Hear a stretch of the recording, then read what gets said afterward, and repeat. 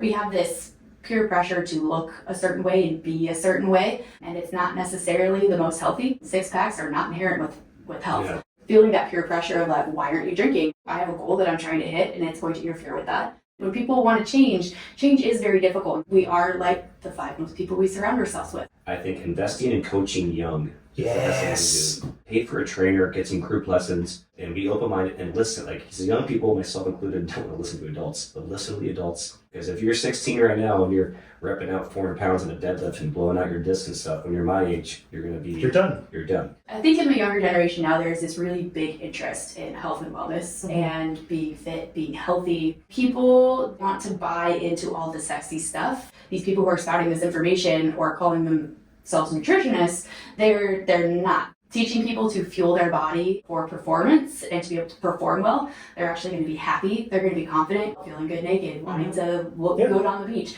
That's all confidence. Let's work on your performance in the gym. Let's work on mastering your movement patterns. Let's work on feeding you and learning what proper nutrition looks like. So welcome back, folks, to the Zen Meathead Project podcast. I'm not sure what it is yet, but we've got things to discuss. But we've got some special folks in the house tonight, and wanted to start out kind of setting the stage. Getting in shape, as it turns out, is not magic. It's a mathematical equation that, when applied with intention and consistency, delivers reliable and reproducible results. Anybody can do this. And as we talk with people with the work that we've done, so often we find, like anybody, we all fall off sometimes. There's a key element that people have to have in order to finally find that success piece like we just did. And that's grit. So we brought in some folks tonight that have some specialty in grit. And in fact, I went ahead and stole a quote right off of your website. Grit is passion and perseverance for long-term goals. And with that, I would like to introduce both Morgan and Kawika Jarman of Pure Grit Performance. Thank you for being here with us tonight, folks. Yeah, thanks for having us. Thank you so much for having us here. This is awesome. Yes, I don't even know quite where to begin. There's so much that I want to talk with you guys about. You specifically, Morgan, I've watched at the Pro Club for years. And I spent a lot of time focusing on the trainers there who consistently were not injured, were progressing.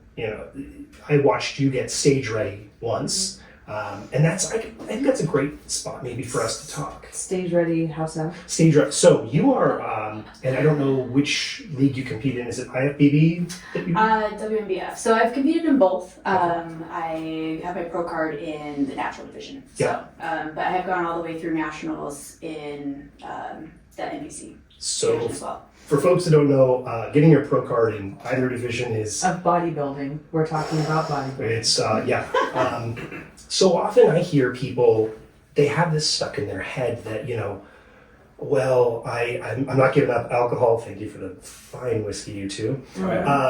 Cheers. Woo! I'm not going to eat broccoli and chicken and not have a social life and do all of this just so I can look a certain way.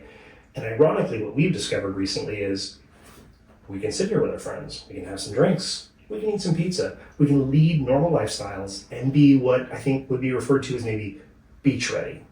You're happy to be half naked on a boat. I think that's what most people desire, is their body to function at a high level and look attractive. And that not be embarrassed. It's super attainable. It's confidence. Mm-hmm. Confidence in your body and yourself. Mm-hmm. People have an idea of what they think that should look like, but is that actually what it looks like for them? That's another question. Those are two different things. Yeah. Yeah, what I always tell people, because they'll see Morgan eating pizza or drinking, and they'll be like, well, you can't have pizza, you can't drink and do this. And I tell them, it's the same as thinking that you're going to work out once a month, twice a month, and be shredded. Mm-hmm. Like, if you tell them that, like, of course, like, same thing, if I drink every once in a while or eat like this, sporadically, it's going to be fine. Mm-hmm. Same thing, like, if you only work out once or twice a month or once a month, you're not going to see results. Yeah. The same thing, abstract the other way around. If you if you just focus on it, like it's it's a treat and you enjoy it and you don't abuse it. It's part of the equation. It's part of the plan. It's part of the magic. Well, and it keeps you on the plan because if it was so strict, you wouldn't want to do it. Yeah, absolutely. You have to have balance. If you don't have balance, then you enter into that whole restrict binge cycle, and it drives you crazy, right?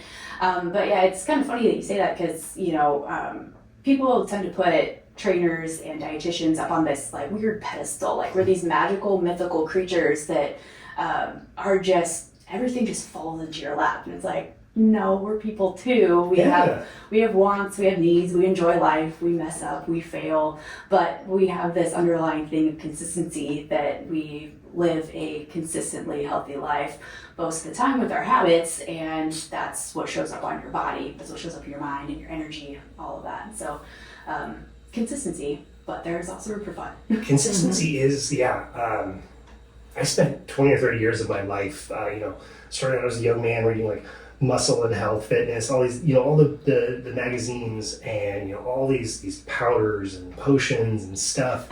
But ultimately I was a 20-something guy. I wanted to drink beer and hang out with my buddies and meet girls, but I also wanted to have a six-pack. And boy, I spent so much time and energy researching ways where I could eat like an asshole and look great. And weird, just in the last few years, we tried on a legitimate, intentional diet with goals and having done the math ahead of time. And weird, stuff just started to happen. I'd like to stop you there because it isn't a diet.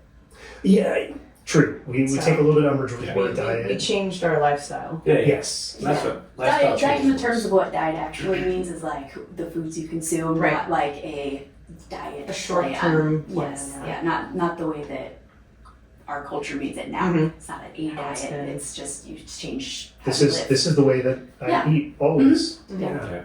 And then you're talking about that, but some people, like myself, I was lucky. I was a person that could eat whatever I wanted to when I was 16 till like 22, and eat like crap and drink and have a six-pack and do that and get away with it. But then, I know, and like my roommates all hated me and stuff. But then, of course, as I get older, I started seeing my body change. Like, what's going on? When am I getting Understand.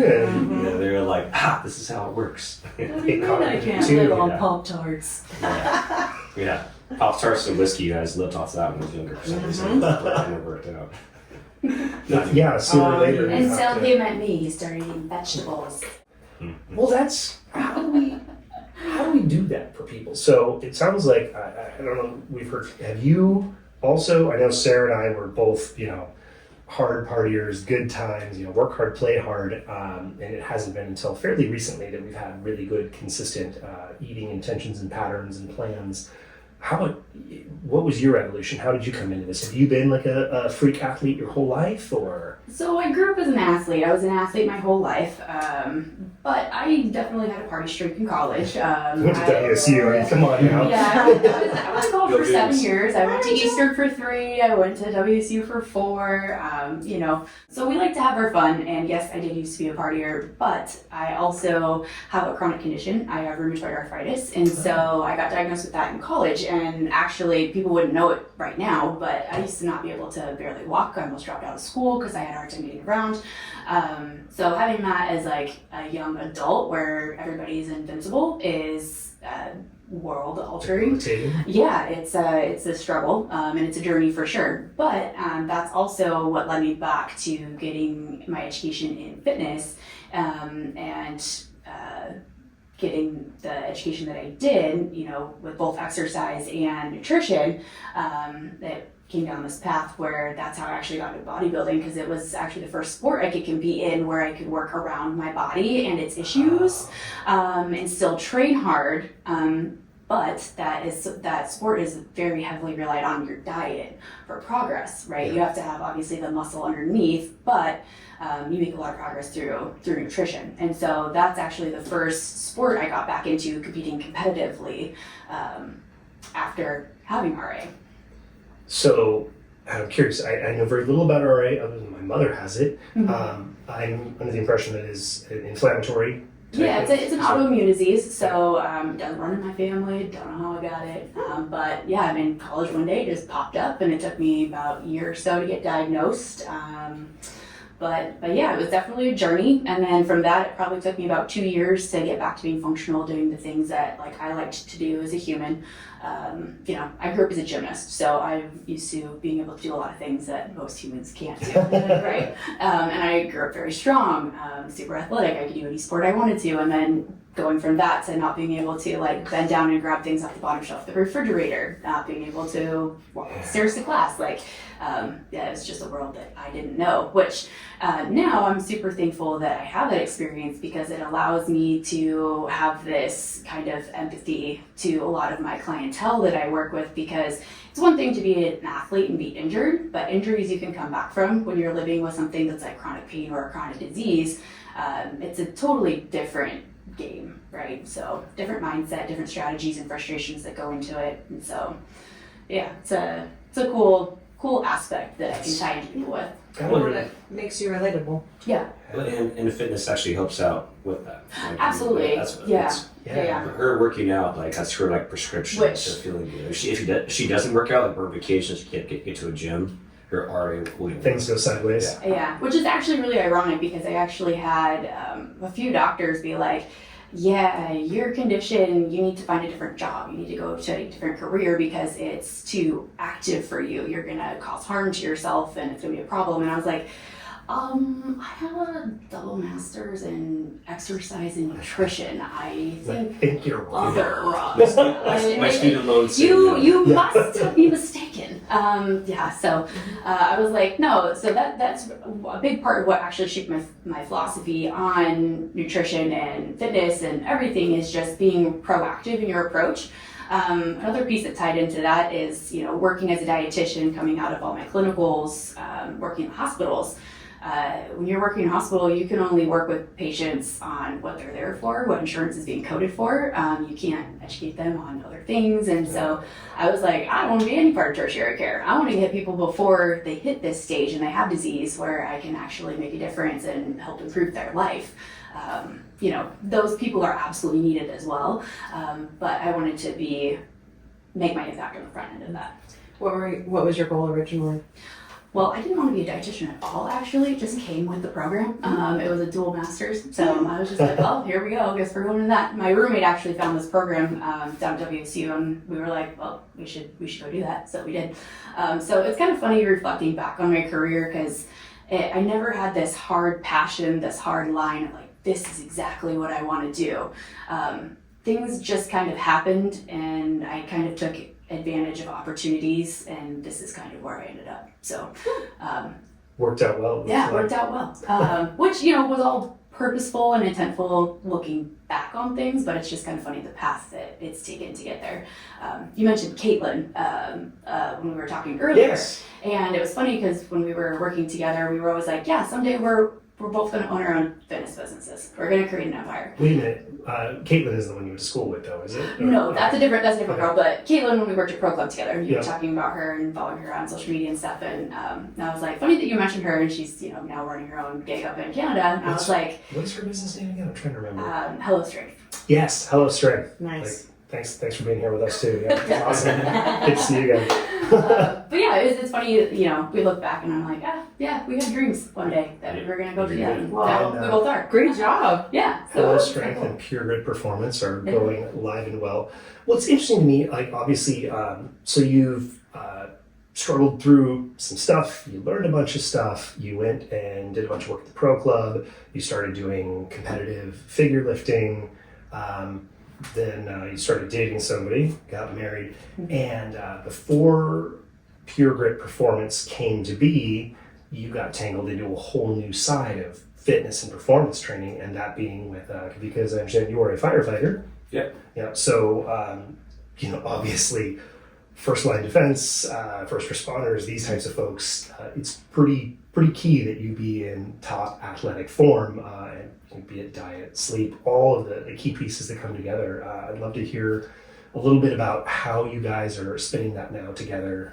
Like the term has been coined as a tactical athlete because like when you're a police officer, firefighter, military, Like there's no like if you play for the NFL or the NBA, like you have a season and you have set games and that. But as a firefighter, like I do that Whenever the phone rings. all the time. There's like no peak. and it could be like, yeah, you're just going with some aid calls, you're doing this, or like last shift there could be 14 boats on fire on a Suffolk Union and stuff, and you're up all night doing that. And you have to be in strength with cardio and everything else to perform. And the citizens are expecting you to show up and be a brain surgeon, be solve every problem, be strong, drag someone out, carry this, put the fire out, and that's a service we do. And it's a very taxing job, and I feel like they just assume firefighters are strong, and there's not too many programs to help them out to be resilient, to not get injured. Like firefighters get injured a lot, especially. And that's both like mentally and physically. Mm-hmm. Like the PTSD stuff's just coming out, and with that. And I remember when I went to Colorado Springs, this was the sort of fallen firefighter memorial we go to every year in Colorado. And this was, I think, 6 years ago. We talked about, we were putting 112 people on the wall that died that year as a firefighter. And the guy before, he's like, hey, so 112 people died, heart attack or this or cancer or collapse on the job. He's like, also 140 committed suicide. It's like no one talks about. So they're finally getting into that aspect of like, hey, we can talk about this thing we've never talked about for the last 200 years. Like we should talk about this some more. And so Morgan's getting into a lot of the task performance and stuff for physically being fit, because physical fitness helps out mental fitness and stuff as well. Just feeling good. So so she's working with Snohomish County, South Snohomish County. Surfer. Snohomish Hill Fire and Rescue. They changed her name, so I don't know. Yeah. She's working with them, and she's trying to get more fire departments and to really just help out with the recruits and help out with folks getting into it. And just talking about nutrition and, like I said before, like what is healthy eating? You can ask 10 firefighters, like, hey, what's healthy eating? You get 10 different answers. Maybe all 10 are wrong. But just educating them for that and like longevity and small things we do. And then we were discussing before about sleep. That's been my biggest thing. And I tell people I slept 2 hours the other night. My stupid watch told me that, so I was like, oh, it's but you can't prevent that. Like when a bunch of boats or whatever is on fire, that's what we signed up for. But it's just sleeping good when you're at home. Then just because as long as you're trying to recover and do that, you can do that. But if you're partying at home, or you're not on a good schedule at home sleeping, and then you go to work and get no sleep out, it's just a recipe for disaster. Yeah. So. Well, as you guys know, another thing that's thing to teach these tactical athletes, these firefighters, is really how to create that balance and also how to give themselves grace when they do have bad days, because anybody can stick to a plan when they're feeling great, right? It's really easy. But, we know that if you have poor sleep or disturbed sleep, or you're not sleeping enough, you are going to be making poor food choices the next day. It's going to affect your hunger hormones. There's a whole lot of physiological aspects that play into that, and then comes the guilt and the shame of the stress, I'm indulging in this, or I'm drinking, or I went to McDonald's, or whatever, and then it just kind of ends up in this vicious cycle. And it's like, let's teach you how to be more healthy-ish on these lines. So habit stacking. Yes, habits. We're working on some stuff that we're gonna share in the near future with folks, kind of along the same realms. But that's something we keep coming back to. Is if you're just getting started, it's really daunting. Because number one, if you're following social media and reading magazines and news and all this stuff, there's so much crap out there. The fitness industry, go figure. People are trying to make money. There's a lot of bullshit, and that was what I mentioned earlier. It's not magic. No, it's not sexy. It's really, really boring, actually. Yeah. If it sounds sexy, it's effort. or it's if they're bullshit. selling you something, It sounds too good to be true. These people, is. these influencers are just appealing to people's insecurities and trying to make a buck. It drives me this way. Photoshop. Here's the 6-pack workout. Just do this. 3 times a week. It's like you have 50 pounds of belly fat. Like I don't care how many sit-ups you do until you address your diet that gets the body fat off of you. I mean, you still have abs. Yeah, They're in there. we have They're abs. in there. They're just well I insulated. promise. Yeah. They have a layer of love on top. I've never seen an ad It's a on. pony cake. I've never seen an ad on Facebook saying like, "Hey, you want to look like this? Give me 6 months of hard work, and you'll be able to get to." Right. That's that for a thing. Like, What's the joke? You heard it first here. Right. This is happening. I'm going to post a half-naked picture of myself and say exactly what Kawika Hey, said. you should. Oh. I'm going to say like, It's great. 6 months. You do exactly what I tell you, Right. and I will deliver results. But most people's answer is, I'll do absolutely anything to Except eat, stop drinking. except eat well and exercise. Well, Yeah. yeah, everybody wants a shortcut and a magic bullet. There's not one. I was telling Morgan There is over no here, shortcut.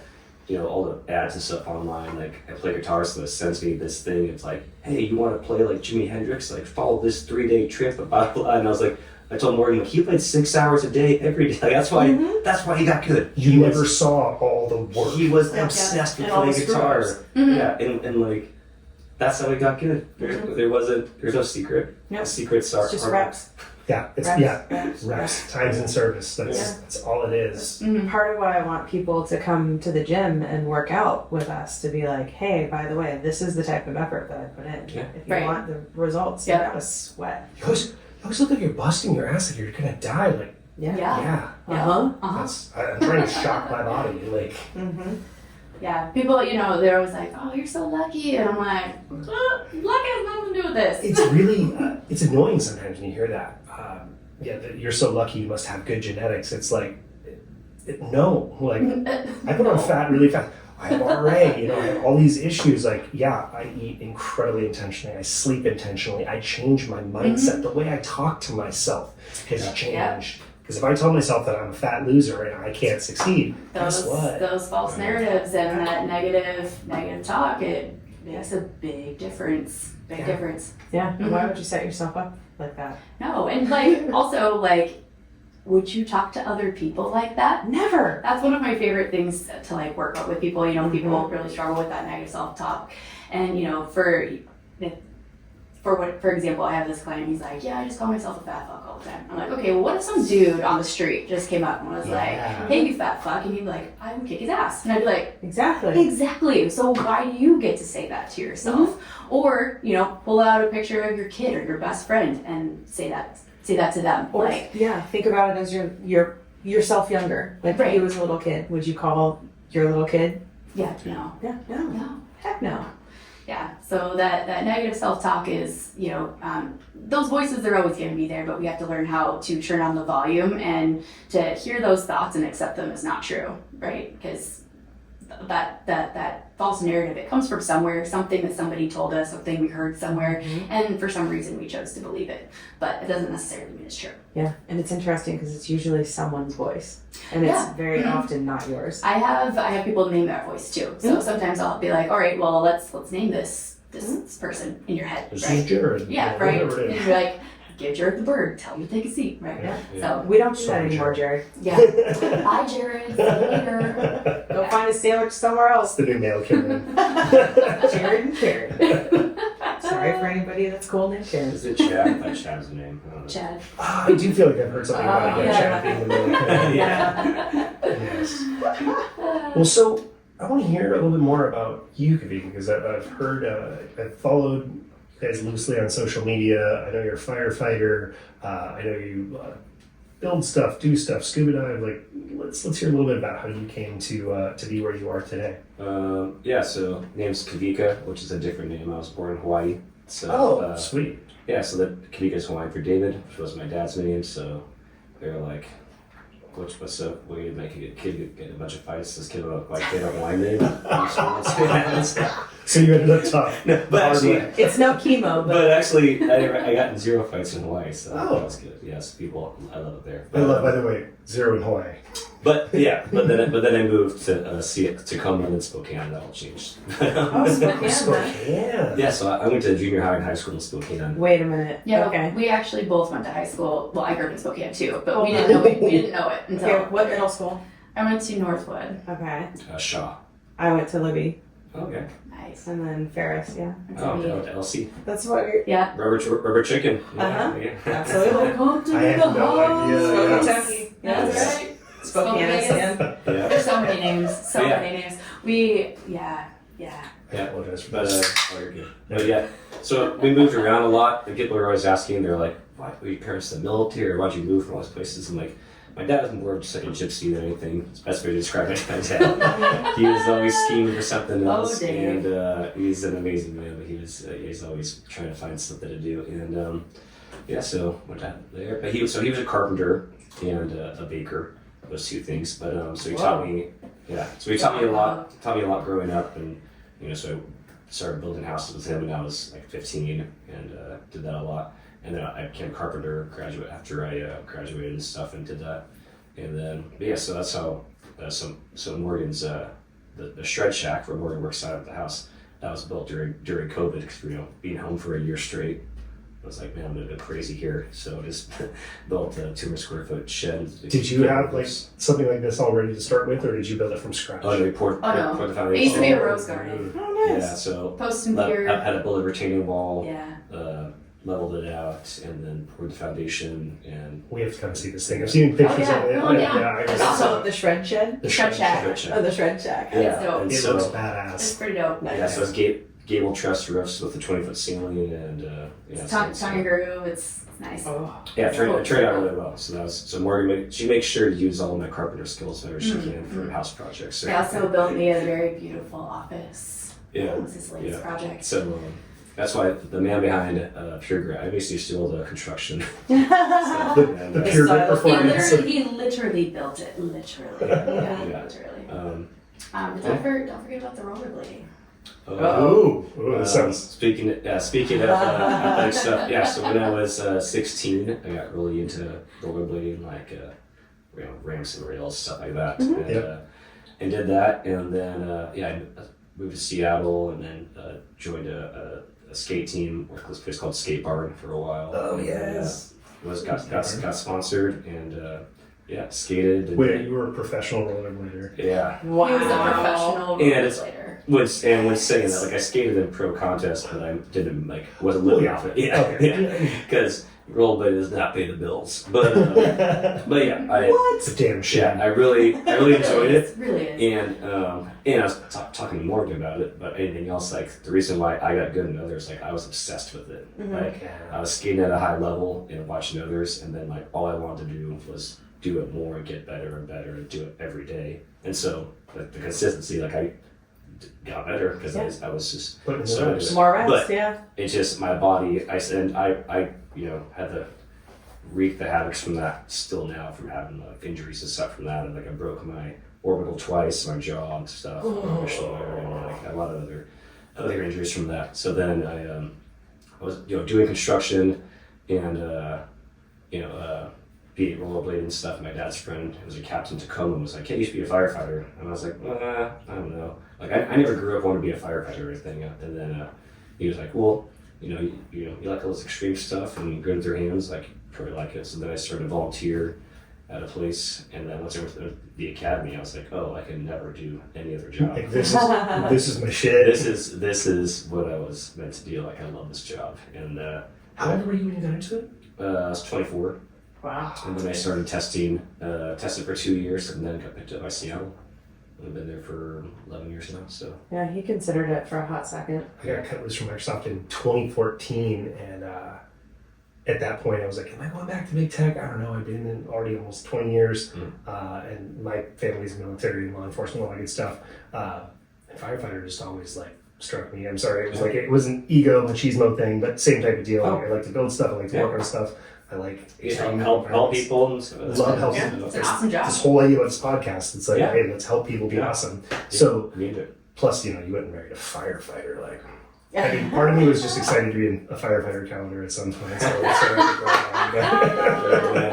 I would get asked that a bunch of people, like, "Oh, are you in the calendar?" It's like, no, because I have friends that wore the calendar and get made fun of consistently. So that's the reason for me not doing it. I don't know, man. It seems like one of those things like, oh yeah, go ahead, hey, bro, whatever. Exactly. Yeah, spoken like a former fat kid.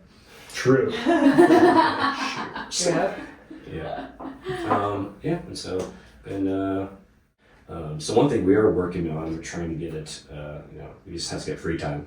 So yeah, With all of our free time. we're trying to make a firefighter cookbook just to give out. Oh, fun. That Yeah, has so it'll be fun. which has like recipes in it, and then it's like easy. Like, hey, here's your shopping list for this many people. This many people.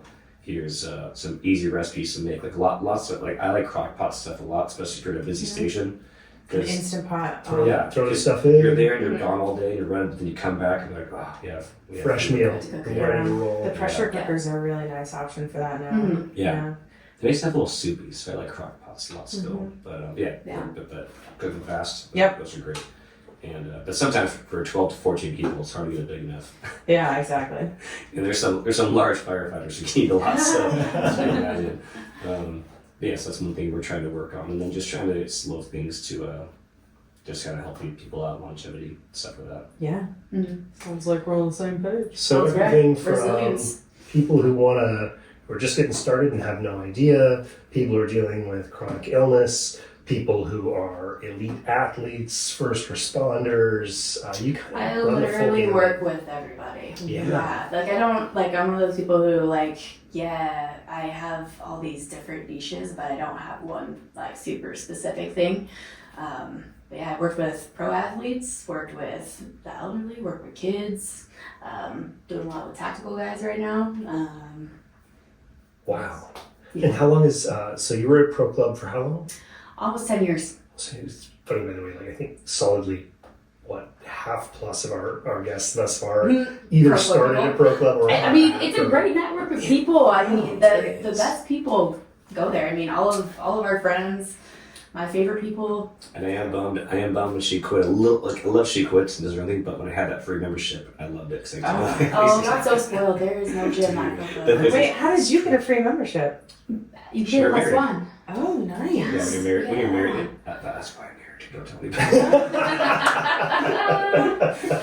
I doubt that. it. I know. I'm like, I smell bullshit. Yeah. Yes. Yes. Yeah. Maybe that's the trick. You gotta work with the Pro Club now. So Yeah, Get your free they have membership. great members. They hire amazing people. Mhm. Yeah. It's awesome. Yep. It's good people. So you're there for quite a bit of time. So Yeah. when did Pure Grit become a reality? So it had been a thought in the back of my mind for quite a while, and honestly, I was tied up with some like just issues with like I got student loans. I have to have medical insurance. So by the time we got married and I could get on his insurance, that kind of solved another problem because like I have to have a job that gives you benefits. Yeah. When you own your own business, you don't get benefits. Turns out. Turns out there's no sick time or insurance. We might have to talk about that more later. Yeah. Some stuff. Yeah.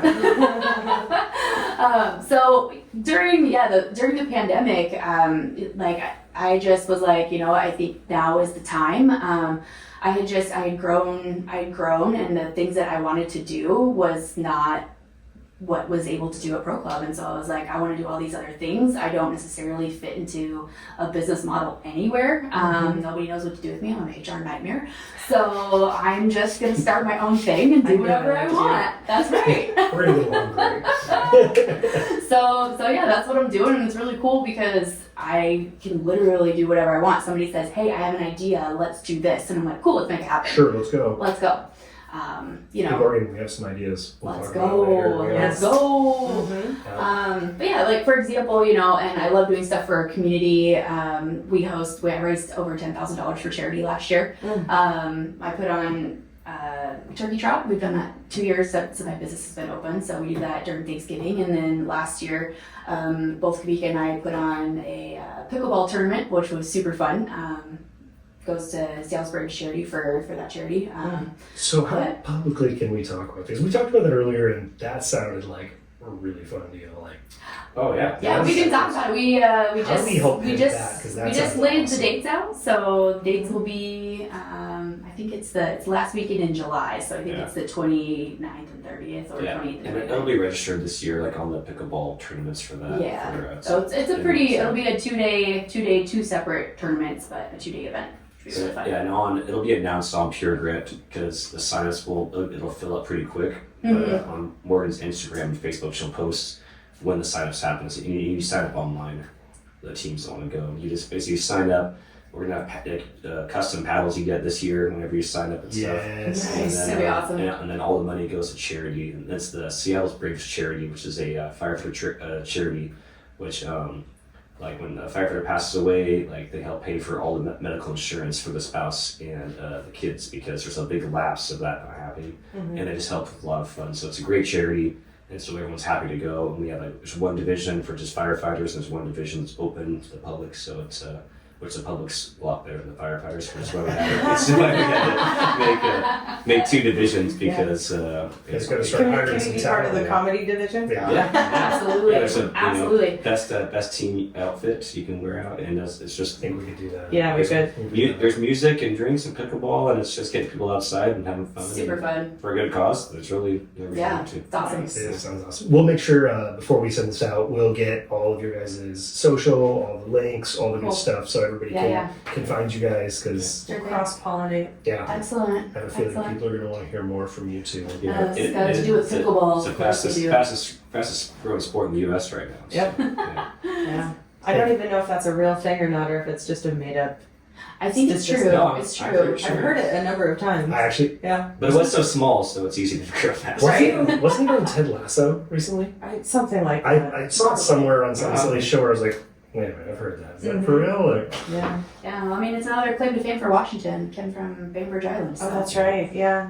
Yeah, like, hey, let's get drunk, get some plywood paddles out, and play tennis, but with It's like table Hey, tennis. we don't actually have a ping pong table, so we're just gonna play with this tennis court. In I the- think that's what's gonna happen. Well, the guy who made it, he made it. The stories about it, and he made it for his kids just to keep his kids are going crazy. So he made this sport for his kids in the backyard. It's perfect. He didn't have enough room for a full tennis court, so he made this like, yeah, you just got to hit it back and forth, and then the kids loved it, and the parents got into it. We're gonna end up like cutting a video in like in the middle of the podcast, just like there's gonna be some little YouTube video about the evolution of. The evolution of pickleball. That's great. All right, we gotta get back on topic. Yep. We're talking pickleball for goals. Exactly.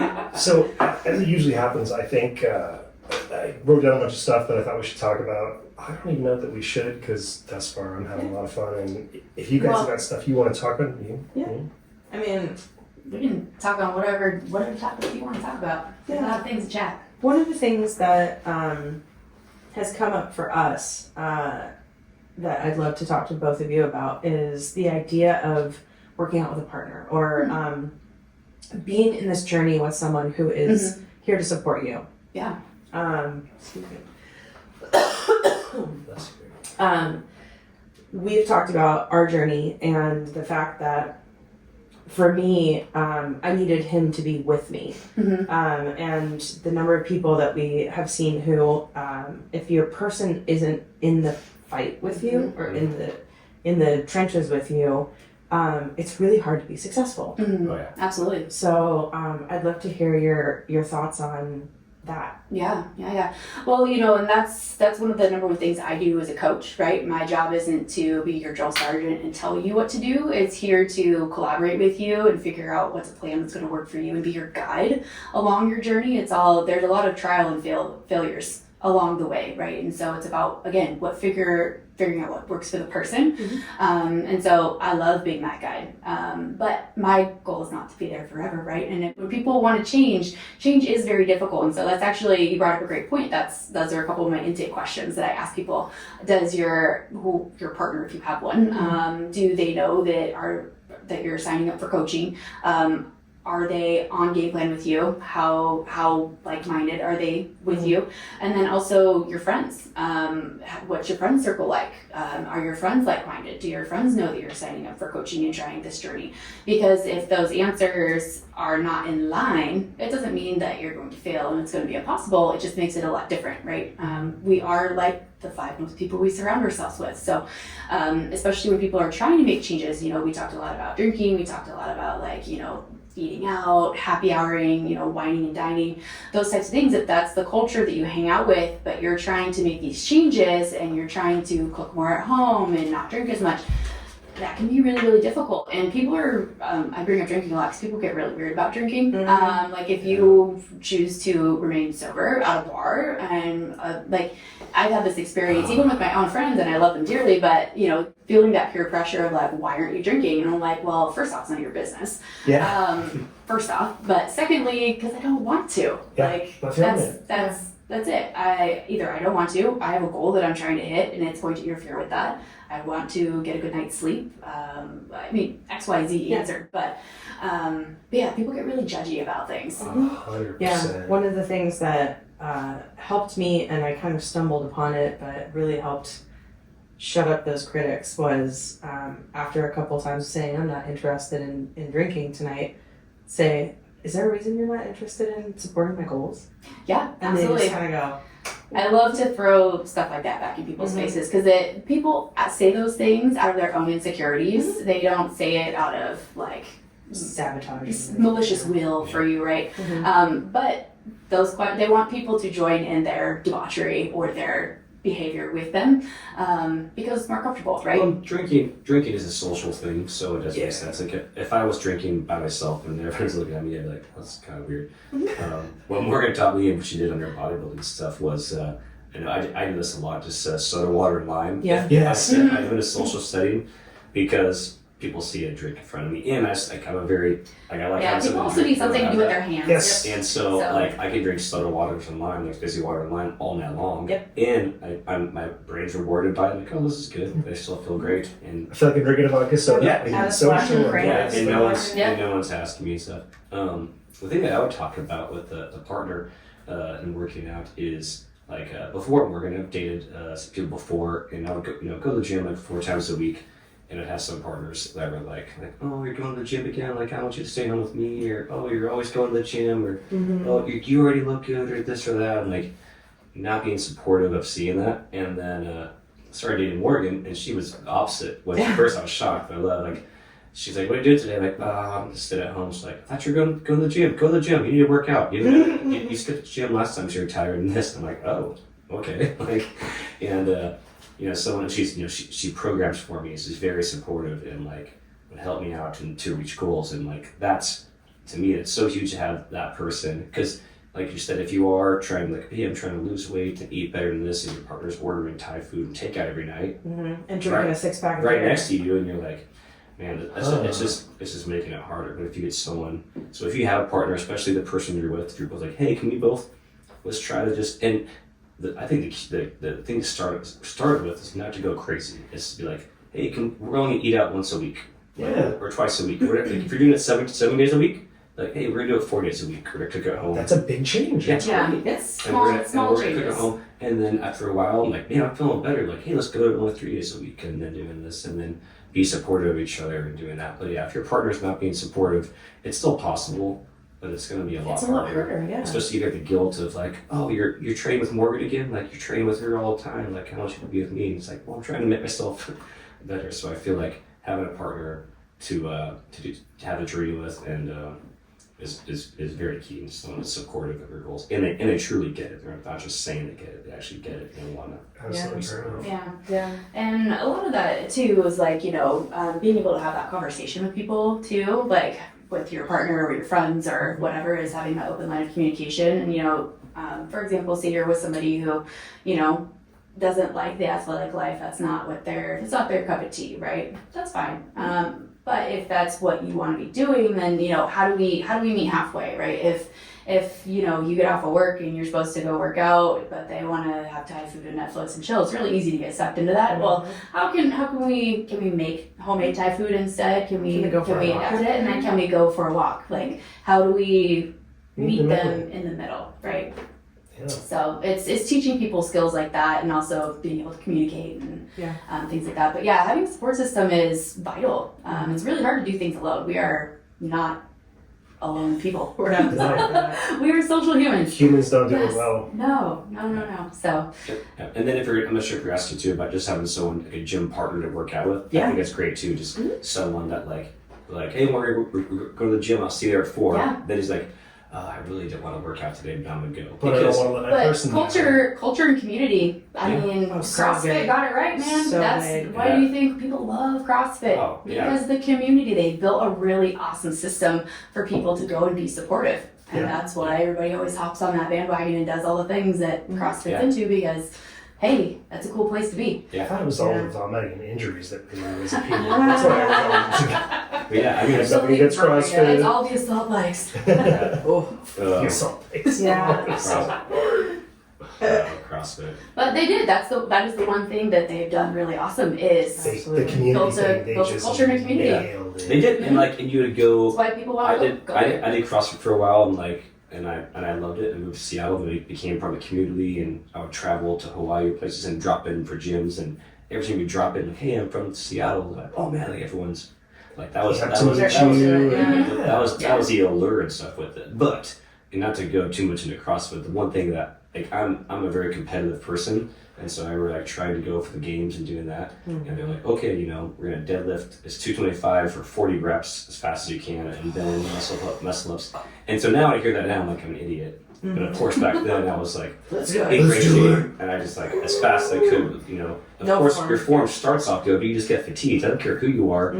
After 40 deadlifts at 225, like unless you're Thor, you're just like you're just sort of bend your back and just doing it. Yep. And then And all of a sudden something gets so and then I did the rest of the workout and I got a good score. I'm like, okay, I feel good. Then I went to wake up the next day, my back. I was like, uh-oh. Yep. And so that's when I learned, like, I stopped doing CrossFit just because I know my competitive nature. Even though It's not gonna play anymore. I knew in my head how bad that was, because I was like, oh, deadlift should Can't be help it. because a deadlift should be like do a deadlift, lock it up, put it down, drop, reset, take a breath. Yeah. Like, None of this like fluid boom, boom, No. boom, boom. Yeah. And, It's not a race. Yeah, And it and shouldn't like be a it race. shouldn't be. It's just and so I just knew, and so CrossFit's great for some people, and it's awesome. But I knew for me and like that competitive nature, I'm watching you next to me repping him out, and like I'm not showing him. Fuck this whatever. guy. Yeah, yeah, and that's just the kind of person I am. So like, oh, I can't do this. Yeah.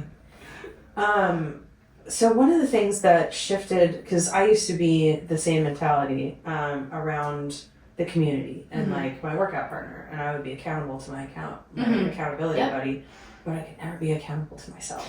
Right. It's always the hardest. Right? Yeah, and so somewhere in there, and I think it was the investment, like me investing in me for the first time, and not like anybody else's perception of what I was about, or like changing for someone to love me, or changing for whatever doctor said I should, or blah blah blah. But that shift from needing to be accountable to somebody else to being like, no, I want to go. This is mine. I'd love if you have any thoughts on how to make that shift.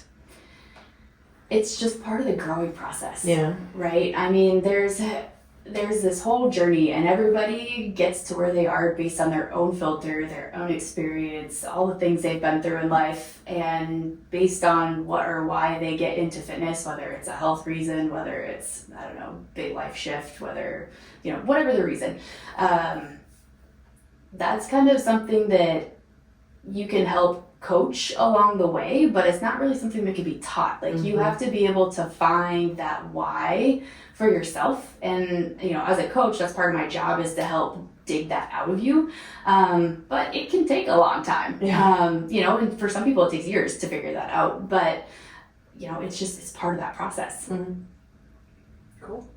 I've got a random question I want to throw at you guys. So, listening to you talk, Kawika, and you as well a little bit, Morgan, and our own stories. When we're in our teens and we're in our early 20s, our bodies are incredibly resilient. Form doesn't matter as much because the body bounces back. Diet is like, who cares? I can eat McDonald's and have a six-pack. I never had that joy, but I know a lot of people do. You eat six-pack, or you eat McDonald's now. I ate a six-pack, that's true. I want to look at the younger generation, the folks that are coming up. I got caught in all these magazines and stupidity, and I've got a lot of friends. Anthony, I know you're listening. Some other young, Jamesy. Like there are a lot of young men around me that Mateo. trying to kind of help guide. Mateo's locked in. His mom's got him. That's a different thing. How do we help the younger folks realize that it's like, look, you can treat your body like crap and not pay attention to your macro breakdown and your sleep and your recovery and your form and all these things that go into a great workout program and success. How can we help them to understand that it's like, hey, by the way, if at 15 or 16 you start to get an idea of what the macros are and why you want to break them down a certain way. And, for instance, if you're a young man trying to put on a lot of muscle, or a young woman, not only pushing your protein intake is important, but then keeping it at a certain level and having a quality of that protein, focusing on your sleep, focusing on your form, those things, because, that's the difference between you playing in a farm league and playing professional ball potentially, is, putting in the proper work. How do we encourage the youth to really start, and how do we help them to find that great information that will actually guide them to success rapidly, instead of having to go through the same thing that all of us did, where we partied, we did all this dumb stuff, and then somewhere in life you're like, oh, I've been putting the brakes on myself the whole time. Like, I wish I had done this differently from the beginning. I really want to help those younger folks figure that out. Yeah, I think some of this education, like, I wish our schools would teach more about like what's in food. Like, all I learned was just the food pyramid. The food pyramid, which is pretty stupid. Yeah. And I knew nothing, honestly, until I met Morgan. I really knew nothing about food. I did if it's in your macros before her, that's about it. Yeah. But really didn't know much about eating healthy and doing that. And so I think just talking, and sadly, like myself and a lot of people, usually you just, when you're young, you think you know it all. So it's hard, even like if I see the young kids at the gym just putting on crazy weight, just doing terrible, and I want to help them, and I'm like, no, they're not going to listen to me. Yes. Yeah. Go away, old man. Yeah, and it's like, you're only benching 185, whatever, and it's like, okay, sure, but but yeah, so like education that way.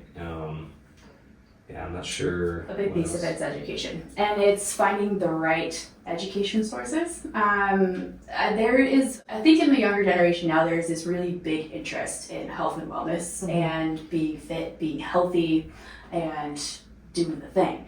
However, we do live in this crazy media bubble with influencers and anything on the internet's true and all of that. And people they want to buy into all the sexy stuff and all of the garbage that people are spouting. Oh, these things are toxic if you eat this. Oh, this thing is going to, be your miracle drug. This thing's going to make you look like this. There's a lot of food fear that people are pushing. There's a lot of, supplement selling that's not necessary or safe. And all these things are not necessary. It's scaring people from food, and it is, these people who are spouting this information or calling themselves nutritionists, they're not. They maybe took like an hour-long course on something and are like, I know everything, and because something that works for me is obviously going to work for everybody. And those people are not reliable sources for any type of information. So getting your sources of information from reliable people who are credentialed, dietitians, credentialed strength coaches, making sure that you're finding information from the right sources. There's so much information out there about food, and there's so many things about food. It is fuel, but it is also cultural, it is social, it is down to individual preferences. There are different medical eating therapy. There's a lot of, and we're also stuck in diet culture. That's another piece of this, is that we have this peer pressure to look a certain way and be a certain way. And it's not necessarily the most healthy. People see people with six-pack, and six-packs are not inherent with health. A lot of those people potentially have eating disorders, have disordered eating. Their mental health is not super great. They might not be doing the most healthiest practices to look like that. Teaching people to fuel their body and fuel for performance and to be able to perform well. They're actually going to be happy. They're going to be confident. We talked at the very beginning of this podcast about feeling good naked, wanting to look good on the beach. That's all confidence. People come to me and they're like, I want to lose weight. And I'm like, okay, well, what's your real goal? I want to be like toned. And I'm like, okay, so you don't want to lose weight. You want to gain muscle. And then you want to be able to see the muscle, right? First, you have to gain muscle. Let's work on your performance in the gym. Let's work on mastering your movement patterns. Let's work on feeding you and learning what proper nutrition looks like, why you need each different macro group, why you need to eat fruits and vegetables, why you need to eat carbs. Let's stop being scared of carbs, people. Yes, for real. If you want muscles, you gotta eat carbs. It's a fuel source, right? It helps us grow. It gives us energy. It is the main source of all high intensity activity. You can't cheat code that. There is no cheat code. I don't think it's only protein. It's but yeah, it's anyhow. I have to. I told you about this silly shirt, the only swole with the OnlyFans thing. Some Instagram influencer who's hysterical. The dude's name's Papa Swole. I've watched some of his stuff, but I almost stole one of his quotes to start out tonight. And I wasn't sure how you guys would feel about it, but it was funny. It's this video, and he's this big Viking-looking, just muscled-up dude, and he's always like, "Go to the fucking gym." But he just opens up, just like sitting there smiling. He's like, "Keto can fuck all the way off." It's like, which is funny because I've seen so many people have such great success with keto. I'm not shitting on keto, but on the same note, I also realized that there is a magic equation to this, and that magic equation is good balance that is intentionally designed for your body and your activities. And if you're highly active, you're gonna need some carbohydrates. Well, and most people who do keto don't do it. Don't do keto. like if they're actually tested themselves. But like I've had friends that have done keto, and they do better. But I talk to them like, oh, I stopped eating all the donuts at work or this, and I stopped eating They stopped eating the high sugar, high fat and foods. like, if this is what makes you eat better, then call it keto, and I think it's awesome. Back to the kids, just helping young, and this is something that I wish I had more of when I was younger, but I think investing in coaching young is the best thing to do. Like if you want to be a football player, baseball player, or weightlifter, or just be like, learn how, like, especially weightlifting. If you want to learn and just be a weightlifter, just pay for a trainer, get some group lessons, talk to someone, and be open-minded and listen. Like, because young people, myself included, don't want to listen to adults, but listen to the adults, get coaching young. Your body's going to help you later. Because if you're 16 right now and you're repping out 400 pounds in a deadlift and blowing out your discs and stuff, when you're my age, you're done. You're done. Yeah. But if you can learn, you can see all your bro friends doing crazy weights properly, but just talk to your coach. One person who I like a lot, Matt Frazier, won CrossFit Games 7 times. Super amazing athlete, and he was an Olympic lifter before CrossFit, and he got hurt. I got into that, but his biggest thing, what he told everyone, because everyone's asking his secret, he was like, I hired a coach for everything. And listen, I hired a rowing coach, a running coach, a nutritionist. I hired a hydration coach. I hired a sleeping coach. Like, he spent all his money, and he was like, yeah. And then I just did everything they said. And took the people that were time proven to it perfectly. Yeah. And they taught me how they did it. And being young is really hard to, like, say you don't know everything. Or especially if you're already lifting right now. I bet there's some listening who's like 18-year-olds like, man, I'm already benching this or doing this, like, I'm good. I'm like, probably not. Your form is probably dog shit. Yeah, but just be able to lift for the rest of your life and just talk to a coach and be like, hey, like, and maybe you are pretty good. Like, hey, Ashley, but if you do this with your squat, push your hips back more, push your knees forward, do this, you're gonna get more muscle and be in better form. So my advice would just be like, get coaching young and just listen to people. And that's just gonna pay off so much down the road for like injury prevention, meeting your goals way sooner instead of like just spinning your tires for a long time. That's exactly how I came across you, Morgan. The one that got me, Connor Gavin, at the pro. So he was the first trainer I ever hired. I've been a gym rat since I was in high school. I've wrecked my body and ruined my body, and it was so amazing to me. We wakeboard and surf a lot, and we've recently started hiring people, and it's like, holy crap, I'm making a year of progress in like 2 private sessions. I sit down with Connor on the bench press, and he was like, let's look at it. He's like, it's complete dog shit. He just completely tore it apart. Like, I had no idea about the mechanics, but here's the thing is, all of a sudden I went from, there were movements I couldn't do when I started working with him, and in about 6 months of coaching, once or twice a week, I'm pain-free in everything. I'm lifting the heaviest I've ever lifted. I'm a straight-up fucking beast and progressing rapidly. And it's like you said, That's right. holy crap. That's why I pay for a coach. It took me It's 42 years to figure that out. Yeah, it's an investment. People don't want to spend the money, and they're like, it's expensive. And I'm like, well, okay, yeah, but get what you pay for. I want your time and I want your wallet because I want you to be invested Yes. in your Yeah. success. Put some skin in the game. When You have to have when you're paying for something. something. If you're trying to get stuff for free all the time, now I understand if you're low income, you don't have the money. Well, if we're talking about kids, right? A lot of kids don't, right? But if you have people will spend money on what they want to spend money on. Save a couple bucks, hire a good coach. Yep. You will get so much more out of it. Yeah. Stop spinning your wheels. Just hire a coach. Maybe we gotta do it like lifting for youth videos or something. Just like Well, breaking down the mechanics. And my sister is a holistic nutritionist, and her 17? He's 17. He's almost 7. Yeah. 16, Anyway. 17. Football phenom, and she's got him on this training program, and this kid is probably going to be in the NFL. Yeah. And she's been working with him for years, and It's insane. like he is so dedicated that he's going to birthday parties and he's like bringing his own food and No cake, all this salad, That's what it no takes. dressing. Yeah. And Water. you can tell he wants it. Yeah. And she's supporting him, and it is so awesome to see. This is the first opportunity I've ever had to watch a young man grow up with all of the proper support. He's getting the lifting training, the diet, the sleep, the mental, all the stuff, and he's embracing it truly. And the evolution of the last 2 or 3 years, it's like this scrawny little kid to like, he's still smaller than me and he can ruin my life. He can just tangle me up and throw me in the pile. That's what it takes. Like the most elite people. I was talking this more over here.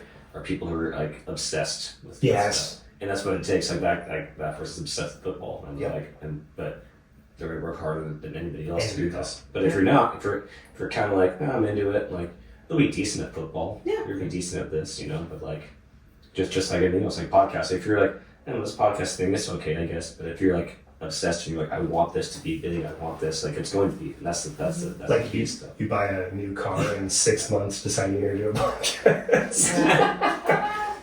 Do you guys know who Ben Bruno is?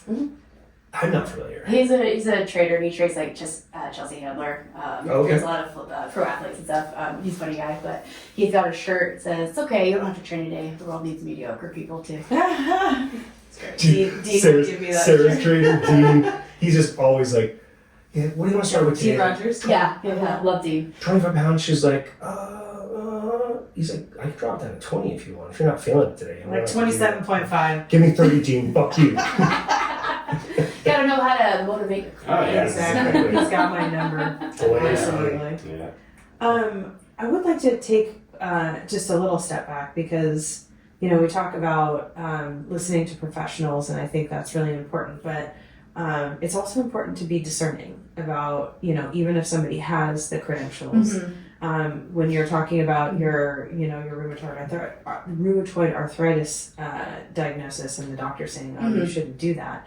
And I had a similar situation with some stuff that was going on with me where the doctor was like, oh yeah, this is your diagnosis and you're going to be on meds for the rest of your life. And I sat there and I went, no, I know my body well enough to know that what you're telling me is not accurate. Sure. And so I had to advocate for myself and say no. So, yes, listen to people who have more information than you, but also be discerning. And if you don't feel like what you're getting is in alignment with who you are and what your body is telling you, look somewhere else, get a second opinion. Oh, yeah. Oh, 100%. I am a huge advocate of getting second opinions in medical field and in whatever coaching field you are. Yep. You have to, unfortunately, the world that we live in, you have to be your own advocate for your own body. Yep. But I couldn't agree with you more on your body. I will never argue with a client about their body. I was like, you've lived with your body for how many years? Like, yeah, science says this, but it's not going to work for everybody. Like you have to figure out, like there's going to be some outliers, there's going to be some differences. Every body works differently. And so if you're not vibing, I always say that if you're not vibing with a provider, it doesn't matter what practice they're in, find a new provider. There's going to be somebody else that you're going to vibe with. I am not everybody's cup of tea. I promise that. Some people love me, some people hate me. You seem so confident. It's just the truth.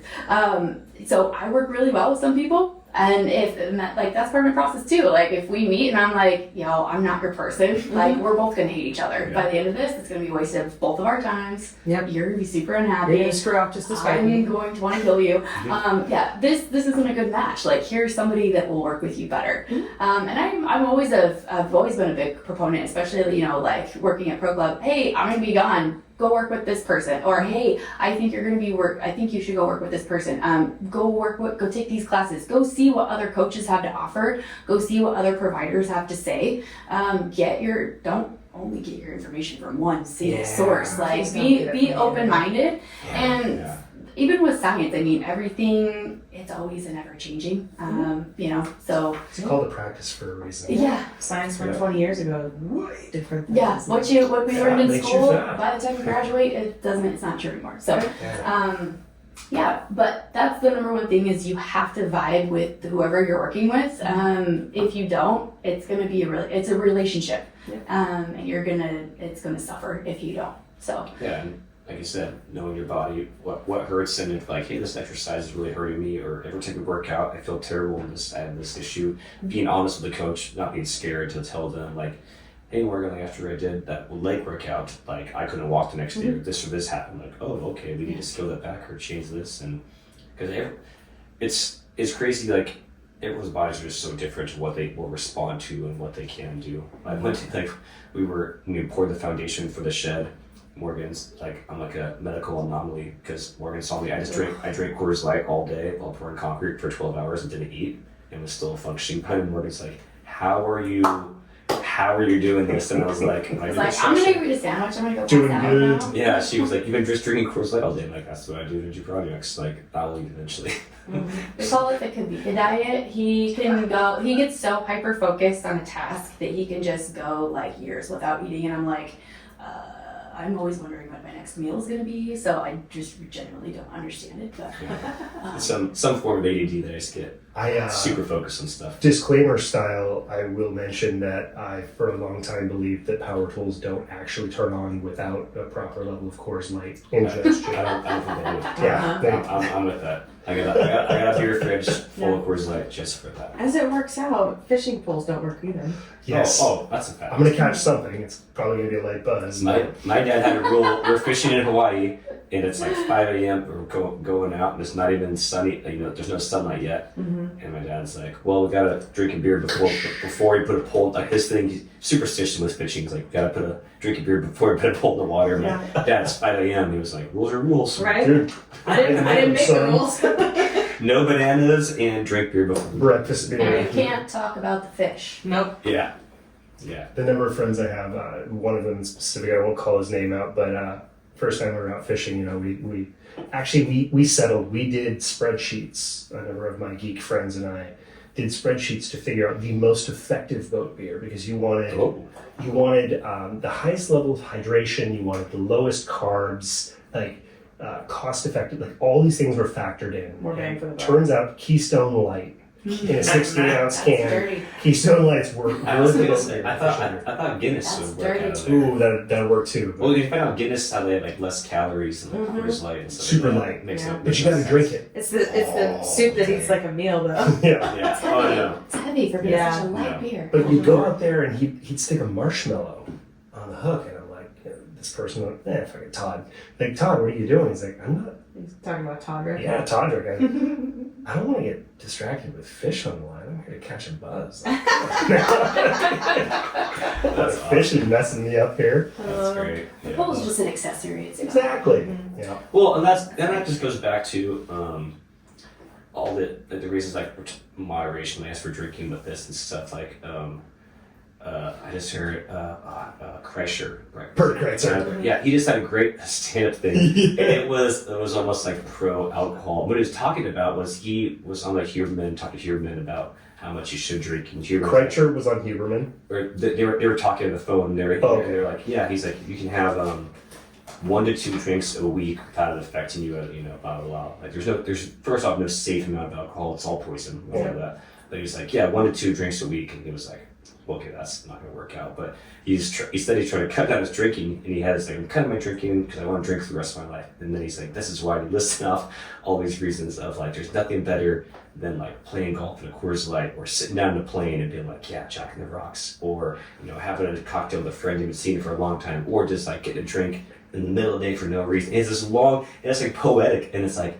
And he's like, and that's why I want to drink less so I can drink the rest of my life. So and I was drink like, more. and I was like, I think that's great because I feel like it's real. because I do love hanging out with friends and having a drink and like those awesome moments, being at a wedding and champagne toast and stuff like that. Mm-hmm. But if you don't, and I've plenty of friends and I've abused it many times myself. Like if you don't respect alcohol, you're going to get in big trouble, and then you can't enjoy those moments and stuff. So I think the key is to like, hey, I like those moments of drinking, so I'm just kind of respect it and know and do that. And one thing that I started doing like 4 months ago is that it's funny, after I listened to the Huberman thing on alcohol, and I was like, oh god, it's which we all knew, and so I started this drink tracker app on my phone, which it's a free app, and all it is accountability. Mm-hmm. But it's great for me because when I'm dry day, I hit it. It's like hooray! It's this little a serotonin thing pops in my head. I'm like, good job, you did that. And then it just keeps you like you set how many per week, per month, per day, and stuff. And you just put like a healthy amount, like okay, 1 a day or this or about a lower. I'm gonna skip the next 4 days so I'm drinking this weekend.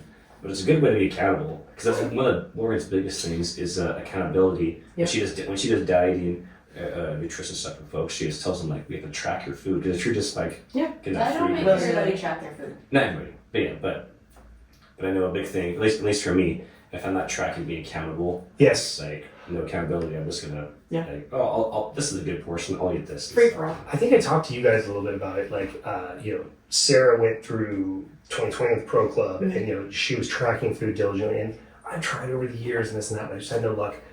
What really worked for me in the last couple of years was what I'm calling the protein protocol, where I just literally I'm like, I want to be 200 to 225 pounds lean. So I'm going to take in bare minimum 200 grams of protein every day. I'm going to focus on protein first. Every meal has protein, period. It's going to be protein focused. And once I've hit my macro goal at the end of the day, I'll eat whatever the hell I want. Usually by that time, because of the satiety factor of protein, I'm so full. Yeah. But the success I had with that, and now just a few days ago, we've got some stuff coming up we'll talk about later, but we're exploring some stuff, and I've started legitimately doing food tracking. Wow, what an eye opener! Even when I'm eating clean and good, I'm like, oh cool. I'm like on my macros, and I'm like, whoa, my fat is out of control. Not and that can be right, but it's like. Yeah. Oh wow! Like my carbs are super low, but like my fat is way higher. Fat's the toughest. When I was tracking for bodybuilding with Morgan, that was always It's everywhere. because She's in everything. yeah, and These are healthy. and Morgan talked more on this, but Morgan Sure, they are, but it's also a seed. Yes. Morgan told her clients It's fat. first thing to do just like that protein, like that's the hardest thing for people to try to hit their protein goal and then doing that. But yeah, I remember when Morgan was giving me macros like carbs, fat, this, and I would start going through. I'm like, there's fat in everything. Everything that tastes good. Well, so it's funny, we were talking about how we met and all this stuff. Okay, so when we first started dating, I was actually prepping for nationals. So by somehow I saved like a sane human so much that he didn't like hate me because I was hungry psycho. Stage fright is not pretty. But yeah, I remember like, and he makes fun of me for this all the time. But he I freaked out on him one night because he was cooking, and I was like, "Why are you using so much oil?" I was like, "I told you not to use the oil," and he's like, "What do you mean?" I was like, "I told you you have to use a cooking spray, not the oil, because in order to be on stage, you have to follow a very, very specific diet, which is not normal for everybody." And I thought oil didn't count, so I was like, "What do you mean? It's avocado oil. It's free. It's healthy. It's good. It's fun." It's yeah, avocado." and I was like, "There goes 500 calories." But yeah, anyhow. Yeah. Yeah. I learned a lot. I learned a lot. So that's cooking oils. That's one thing we talk about. That's a quick question. Yeah. Because that is something I'm exploring now. I struggle to track food. right now we're using MyFitnessPal. Sure. That's what we're using. Mhm. Do you have anything you like better?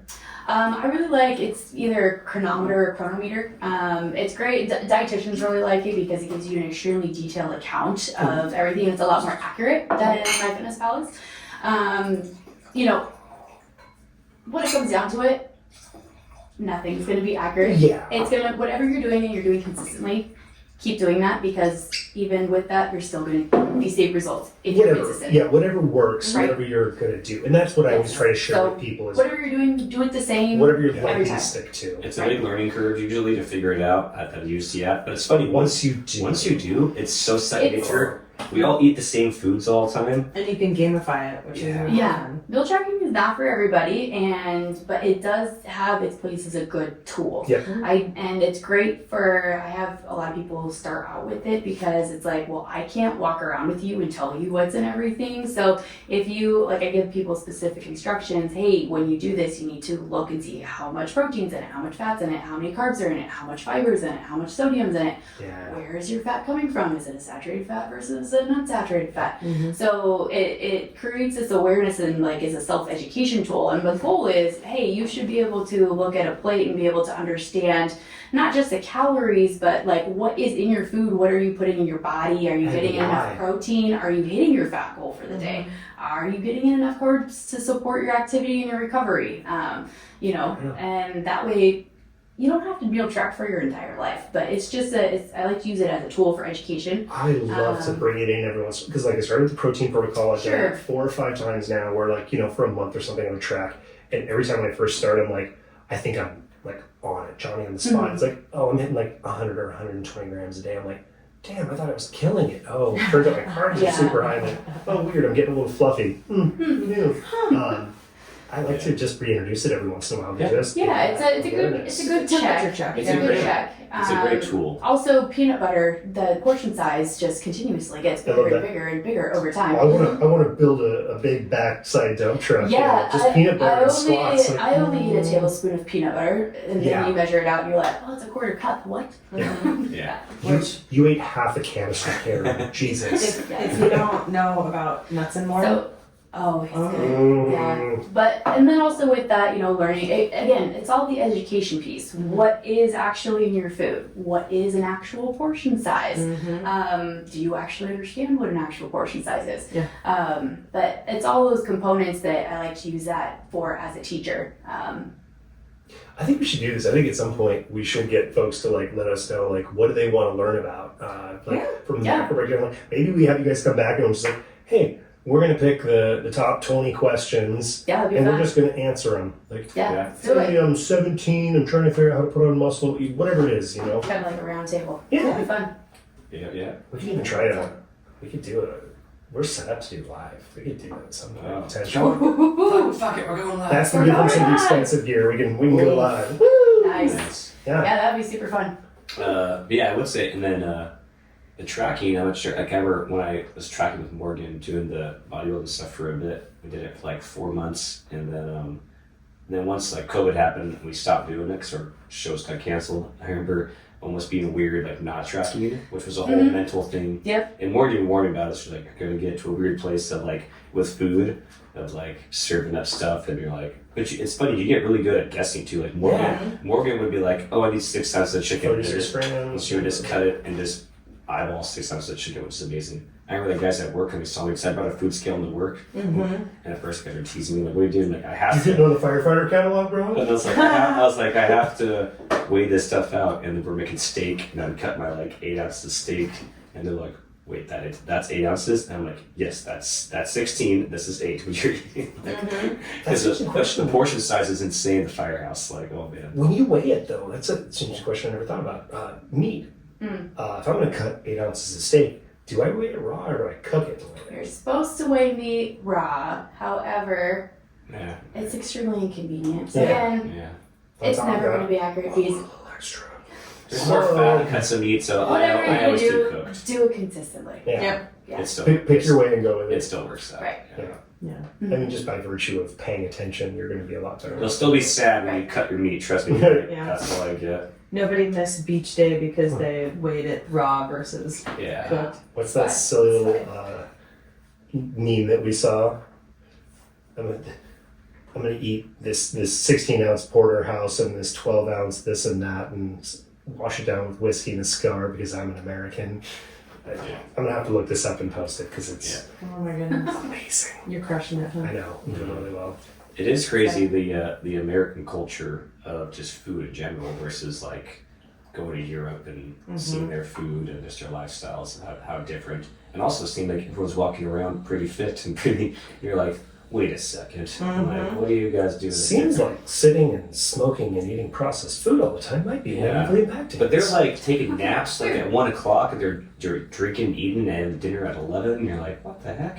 Like this Europe thing's figuring out. We're doing this all wrong. Morgan always says It's like, where's my nap? Morgan always says we're European because we always I love forget being to cook and European. we eat like 8 o'clock, 9 o'clock most nights. I Us swear. too. We try not to grow so busy and she's working late around working and then like by the time we cook at home it takes longer to cook and Yeah. I'd love to show up at work at 10. I'd love to take a siesta. That'd be great. I would be a great we need European. siestas incorporated into this culture. Let's build this program. Let's make it happen. I mean, So, let's make a little Well- community. Yeah, and we'll lead by example. We'll show people how it's done. This is how you work This is how we do 24 hours a day. We're gonna create our own culture. It's gonna be great.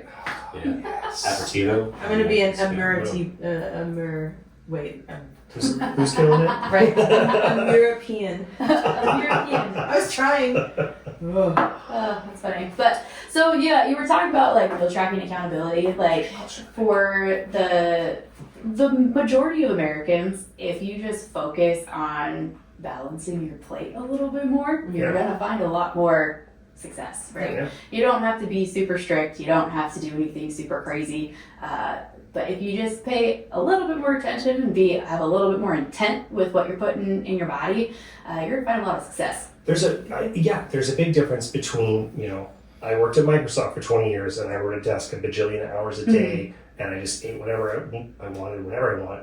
And having an idea of like, this is a serving of protein, this is a serving of carbohydrate, this is I know what it looks like, and I can associate it with like my fist or Your open hands go with you palm, everywhere. or this, exactly. I can start to measure it and just having that awareness for the average person that just is like, hey, I don't want to be embarrassed when I take some clothing off. You can get there just with that level of awareness. Absolutely. Yeah. You don't have to go crazy. Or leave half of your carbs on your plate. Not vegetables, but like your That's such a mashed cultural potatoes or thing. something. That we clean grew your up plate. with. Clean your plate. Oh man, I grew up. There are children starving in Africa, and like I know, and you're not going to send them this either. So. Not in Africa. My sisters were the ones who taught me. Finally, they were like, "Yeah, I just got to the point that I'm like, yeah, they can have it. I'm done." And it's like, Yeah, I'm full. Parents mail it. Well, and that's that creates a lot of problems for people when they become adults because they feel like they have to finish all of their food. Which I mean, we don't want to waste food, but if you're not hungry, you're not hungry. You don't have to eat past the point of fullness, and that's another thing. We as Americans we're so busy that we eat on time. Mindless. It's very mindless, and we eat on a schedule. A lot of people don't even know what it's like to be hungry, what hunger actually feels like. And half the time they're already dehydrated, so they are like, are you thirsty or are you actually hungry? Yeah. I don't know, which one are you? So there's, it goes back to all those lifestyle habits, but you just picked up on or said something, the intent and the awareness, which goes back to a lot of things you were talking about earlier. How do we create change for yourself? Well, it's awareness. First, we have to be aware of what we're doing and where we want to go so that we can have intent to be able to do what we want to and get to where we want. And as she was talking about, we're so busy nowadays, especially in America, with like being busy with work, and we're always go. Just making a plan if you are trying to do this to change yourself. Just a plan of meal prepping is a great thing. And people get scared about that, and all it is like, meal prep. Like I'll just take a bunch of like chicken breasts and make a bunch of turkey chicken because I love that, and then I'll make some rice and then a bunch of fried veggies and just make that for the week for lunches, because lunches are usually my hard thing. Like I'll eat like a decent breakfast and we'll make a good dinner. If we don't have any leftovers or lunch, well, either don't eat or it's grab like some crap protein bar and grab something else and don't eat enough and then eat more for dinner. And it's like, but if you just prep that for your lunch, and then because you are busy, but now you're like, oh, I'll microwave this for 5 minutes. And I'm like, oh, thanks, past Kawika, good job. But you just got to make that a plan of like every week. we've been good about it recently, but before we had to get a calendar that in the house, like she put the shifts I'm working, and every day I'm not working, like the meals we're gonna make together. Like, hey, we're gonna have this tonight for dinner, this tonight for dinner, and then meal prep and do that. And it was just a simple plan. And it's great for your relationship too. Yeah. Like, get that special time together and like. Yeah, and just go shopping. But as Morgan and I know, if you don't make a plan, like if we're too busy to help ourselves out, like we won't prep and then do that, and then that's when it's like, Morgan, what do you want? Like, I'll skip Thai food. Yeah, like because like I've been working all day, or I had a bad night at work, or she's been busy, and we're just so overrun doing this, and we just want to crash on the couch and especially if there's no food, like I don't want to go shopping then cook, and then, But if I already I have a marinade in this, I'll toss this on the grill, boom, done. That's easy. Say it all the time. Say it to my clients to the point where they like roll their eyes in the back of the head and be like, shut up. I'm gonna mock you endlessly, but if you don't have a plan, you're planning to fail. Yeah. Right? And it doesn't, meal prepping is great. Some people don't have time for meal prepping, or they just hate leftover food, whatever. But at least if you have a grocery list when you go to the store or you Instacart, at least you're not going to be buying extra stuff. What's in there. You know what you're going to get. You're going to have a loose idea of what you're going to be having for all of your meals for the week. Have whatever nights out that you want to go out if you're going out, but plan out the rest of the stuff. People don't understand how much of a stress that is on their day and their mind of the decisions that you have to make of what to eat. So if you have a preconceived plan, it's going to help you stay on track, and it's going to help you be able to spend attention on other things that you want to spend attention on, whether that be work, your kids, your family, whatever, a hobby. But it allows you to take that time and invest it somewhere else. And there are plenty of companies out nowadays that have, like, they can mail you meals. Great meal prep stuff. There's so many of those. And True nutrition. So you can just look into those. It is more expensive, but like if you're a busy tech worker or someone, you have the means. Great way to start. If you look at compared to going out, it's still dirt cheap, and it's literally it's like, much cheaper. I'm a vegan, I'm a this, I'm a that, I have this macro breakdown requirement, like boom, to your door. Yeah. You said so chefing, having a personal chef come in and do like dinners. I have some clients who are, executives, very, very busy people, and they're just like, my life's a disaster. I'm like, cool. Hire a personal chef to come in to make a couple meals. You have very little time and lots of money. It's actually, solution. And it's actually not that much more expensive than buying groceries. Yeah. Like, food's outrageous. And if you're, especially if you're going out to like bougie restaurants, if you're going out to Daniel's and stuff, it's like, dude, you can hire a chef and have that or better. And even if you just have them twice a week and you have them make like 2 different meals, have them, whoop, done. Boom. That's also chefing when you need something. That's also a reason why Morgan married me, because our first date, I made her dinner at home, and she was like, I didn't know what to do with myself. Wait a minute, you're a firefighter. What did you make? Tell me more. I made some like fancy tacos and burritos and stuff, so it wasn't. Nice. It was like I like barbecued like peaches for like roasted peach salsa and stuff. Oh, it was good. It was so good. I was trying to really impress her. Did you do it in a firefighter t-shirt? No. There was no t-shirt. Just No, that was the win. Nice but I didn't know what to do with myself because I was on prep, so I couldn't drink. So I thought I could have a glass of wine and be like, okay, I guess I'm gonna watch you cook. So I was just like sitting in his office chair, like spinning around. I was like, what do I do with myself right now? But This was your first date? First date at home. Like, we had dates out, but like first date. Second date, but I was like, come over as close as I was like, I don't know what to do. Tacos is what he was talking about. It didn't work. Still. Oh, yeah. what? Damn. But I was like, I'm the one that always cooks for people. I don't know what to do with myself. Yeah. But yeah, so now he cooks. So yeah, man, get coaches and cooking lessons. Yeah. Yes. Coaches are learning to By cook. the way, men who can cook, very sexy. Absolutely. I'm not talking about Roma. Well, we've been going I don't know how long we've been going. Oh, wow, yeah, time flies. We're probably 2+ hours in at this point. No. I mean, you can look over there and tell me exactly, but... It's about an hour and 20 minutes. Oh, we're way easy. Well, is there any stuff you guys want to chat about? I want to bring you guys back because I have more ideas. We discussed before when we were talking over the thing, but one thing I want to talk about, just the important, we're talking about fitness and food and this a lot, but one thing for me that's really improved my life a lot, I grew up like my dad always said, like, I'll sleep but I'm dead. And I kind of live that mantra too. like I was working all the time and burned the planet both ends, and like sleep was like never a priority. It was just like a means to an end.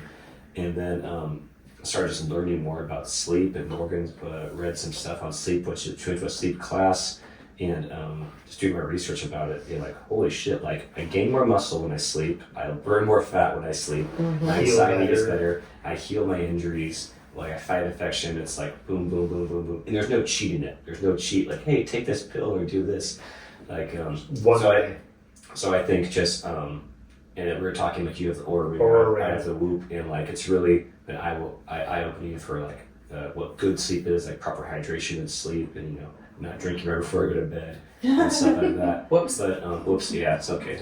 Everything in moderation. I slept Even moderation. I slept like 9 hours last night, so good.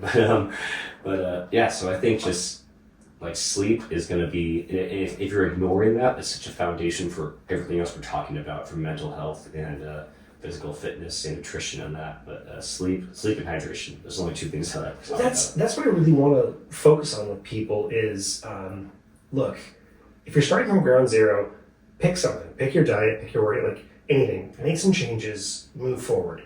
But I agree, if you really want to have the best possible version of yourself, you need that holistic approach. Mm-hmm. What's your diet like? What's your stress like? What's your sleep like? What's your emotional, the voice in your head saying to you? All of these things count. And it seems very overwhelming when you're first starting, but if you pick one thing, you get into it for a month, then you add something, and the next month you add something. James Clear does a book, Atomic Habits. Brilliant. It's an excellent book. Brilliant. It's great I buy it for all of my clients. I'm gonna drag that guy in here. We're gonna get him on here somehow. It's great. Say his name again? James Clear. Hey, James Clear, you're invited. This is your official invitation. Boom. It'll be engraved. But it is so important. That's the cool thing is, you pick that one thing, you do it, you have a little bit of success with it, and that motivates you. Yeah. And you grab the next thing. It's 1% better every day. Mm-hmm. It's the biggest step. There was something on your site about that too. It's a James Clear quote. Is it? Oh, nice. Yeah. It's in my book, but it's all about the habit stacking and all of that. But yeah, I mean, that's the goal. People are always so focused on this, I have to do everything now. I have to do the big thing now, or I'm failing. And it's like, no, you want to do something so stupid it's simple. Yeah. You want to be successful with it, and then that's going to give you confidence to take the next step and do the next thing. And then you keep going, and after a while it just snowballs and snowballs and snowballs, and all of a sudden you look back and you're like, holy shit, I'm a different person. Yeah. And how did that happen? My clients are always like, like, that was really sneaky. I don't know if you can see it back there, the picture on the wall back there. Oh yeah. Yeah, that was a 6 month Sarah transformation. It's amazing. Nice. It's awesome. That's what it's about. But yeah, it's sneaky. It's small things, and you live with yourself every day. The body is happy to live at equilibrium. It doesn't like rash change. Any rash change in either direction, it fights.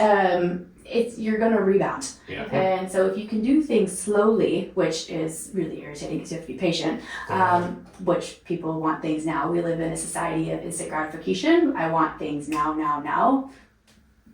TV, Amazon Prime, Uber Eats, everything we can just order and have it delivered, right? But with your health and fitness, it's consistently putting in that work. It's having that grit. It's the passion and perseverance for the long-term goals that you have to instill in yourself, and you have to, again, focus on that 1% better every day. Mm-hmm. Small wins builds confidence. Do you want Keep that? Going. Yep. Do you want that quick paycheck, or do you want that long-term investment? Right. Yeah. I love talking about health and wellness and nutrition in terms of money because people really understand money. Warren Buffett puts nutrition the best way because he treats it the same way as money. It's 401k, baby. Yeah. You want to retire? What do you want your retirement to look like? I like to backtrack that with people too. Where do you want to be in 20 years? When you're 80, what do you want your life to look like? Cool, well, let's backtrack this, right? Where's your end goal? Okay, well, in order to get there, here are the things that you need to do. Here's where you're at. Smoking, we need to start somewhere. Let's start with the thing that you are willing to work on. Even like when clients come to see me and I'm like, ooh, this is going to elicit the biggest change, but they're not ready to make that. Cool, I meet them where they're at. You have to meet your people where they're at. Start with what they're willing to start with. Start small, build their trust, and then move on to the bigger things when they're ready to make a different commitment. Yeah, and with all this, like it's it's like addicting once it starts to get better though. Because once you start sleeping more, hydrating more, working out, drinking less, all of a sudden it's great because you're like, holy shit! I miss like you just want more of it. And that's the other thing. People are always like, "Oh, I just don't get the motivation right now," and it's like, well, motivation's garbage. Action begets motivation. Once you start making action and finding success in that, that is motivating. But while you have motivation, cool, use it. But motivation is very fleeting. That's why you have to have the discipline for, as it were. Maybe pure. For consistency. Pure Pure is grit, finest. baby. Yeah, you gotta have that discipline, be consistent, to keep going. Because without it, you're going nowhere. Friggin' love it. So socials, puregritperformance.com. Is that what it is? Yes. Mm-hmm. As the website, like I said, we'll get it all in the bio stuff. We're gonna mention a bunch of your stuff as well. Kawika, are there any other things we want to make sure that we hit, cover, we talk about? I mean, let's be honest. The energy in this room is great. I want to come back. I love it. We're gonna do this again. But And we talked about pickleball. And we talked about pickleball and how it is the largest growing sport in America. Yeah. Yes. Yes. It is. So, Um, what we saying? No, I was just gonna double back and be like sleep. I actually, I just made an Instagram post about this, and I was just actually talking about it with Tasha and Dan the other day. We're like, if people could change one thing, it would be their sleep. Yeah. And they would see really big results. Yeah. Tasha and Dan of Ideal Strength. Also your invite. We've been talking. Yeah, right. Oh, Like to see you I show love There those you go. guys. If you can get two more mics to Tasha- be welcome together, that'd be a shit show. Oh, dude. Tasha actually married us. Did you know that? I did not. She was our officiant. She was our Jewish officiant.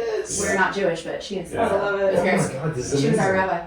Yeah. I'm willing to invest in more gear to have all six of us on a shit show. We're gonna need a longer table. We need a bigger room. We're gonna need a bigger Oh, we got a box. couch. It's fine. We're Yeah, safe. we got stuff going here. Cool. So, It's cool. well, thank you so much for being No, here. thank you guys. for having us. This was a blast. That was Yeah. great. This is fun. As always, folks, stay elevated. Keep checking in. We've got some big stuff coming for you, and I'd like to leave you with one last thought based on this conversation: is what do you have to lose? What do you have to lose? Peace and love. See y'all soon.